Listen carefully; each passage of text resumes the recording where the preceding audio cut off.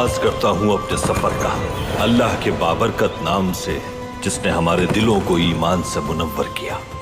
ऐ अल्लाह, हमारे जिहाद में आने वाली तमाम रुकावटों को दूर फरमा, दुश्मन के खिलाफ हमें फतह नसीब फरमा। या रब, हमारी शमशीरों को जुल्फिकार जैसी काट अता फरमा और हमारे दिलों को हजरत अली जैसी शुजाअत से पुर कर दे।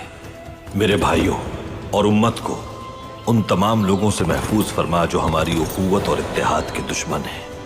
हम तुझ पर भरोसा करते हैं और तुझी से मदद मांगते हैं।